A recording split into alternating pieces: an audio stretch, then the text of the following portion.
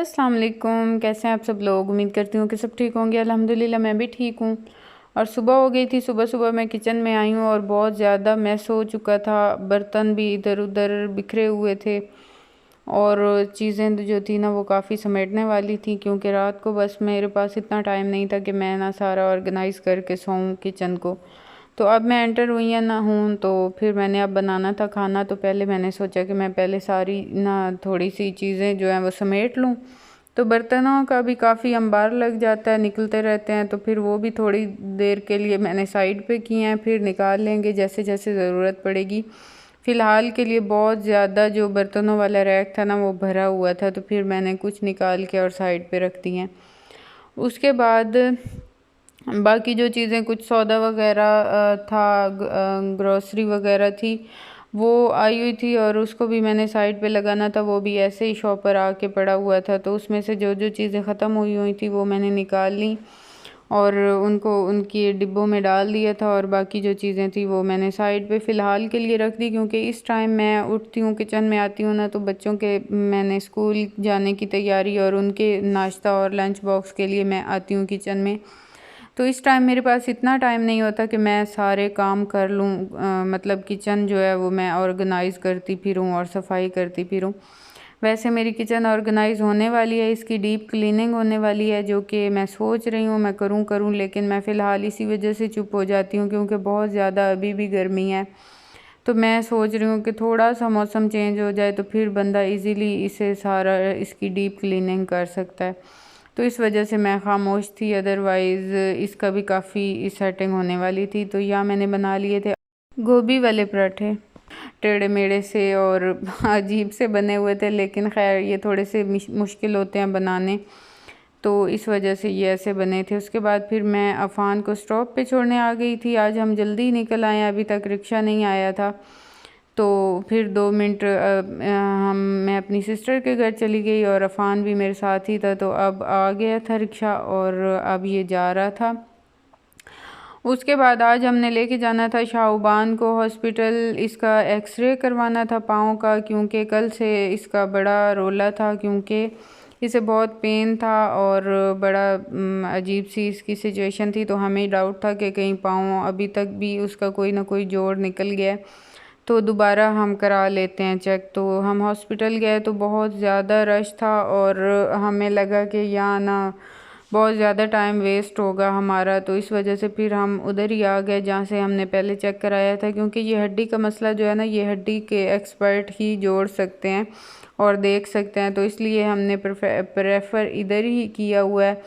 तो हम इधर ही आए थे। जिसने पहले पट्टी लगाई थी उसे चेक कराया, उसने कहा नहीं ये स्वेलिंग वगैरह और ये जो पेन है ना, ये इसे बहुत ज़्यादा चोट आई है अंदरूनी, इस वजह से ये इसकी हो रही है और इसे पेन भी हो रहा है, तो ये आहिस्ता आहिस्ता ही हील होगा।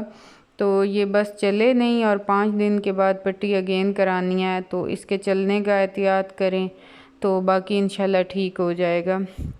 उसके बाद पट्टी करा के और फिर मैं आ गई थी अपनी कज़न के घर, जहाँ से शाहबान गिरी थी पहले भी, तो उधर ही हम आ गए थे। और क्योंकि थोड़ी देर हमने यहाँ पे बैठना था, भाई को थोड़े से काम थे, तो फिर उन्होंने हमें लेने आना था।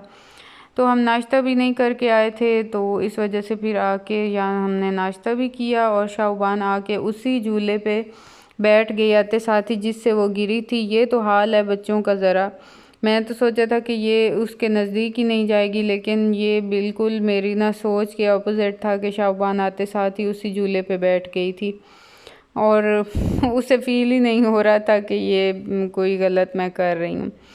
खैर उसके बाद फिर हम आ गए थे घर, क्योंकि घर आना था, इस वजह से हम घर ही आ गए थे।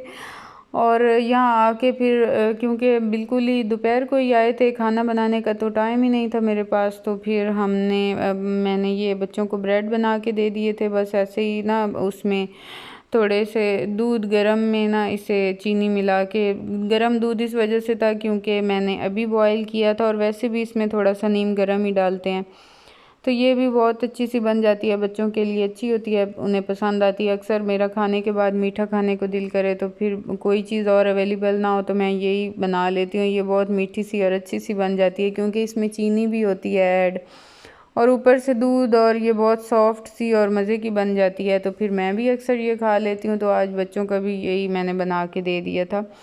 उसके बाद मैं तो काफ़ी थक गई थी क्योंकि शाहबान को उठाना पड़ता था बार बार, तो इस वजह से फिर मैंने हेल्पर को मंगवाया, बुलाया, और उसने मेरे ज़्यादा काम किए आज के। कपड़े वगैरह भी उसी ने धो के दिए क्योंकि काफ़ी अंबार लग चुका था कपड़ों का भी, और इन्होंने आजकल वैसे भी स्कूल में यही कपड़े कलर्ड पहन के जाने होते हैं, तो वो सारे वॉश होने वाले थे। तो वो हेल्पर के ज़िम्मे मैंने काम लगाए हुए थे और मैं साथ साथ यहाँ बैठी बच्चों को पढ़ा रही थी। और शाहबान का पाँव तो ख़राब हुआ है, लेकिन इसका पढ़ने को मूड ही नहीं कर रहा आजकल।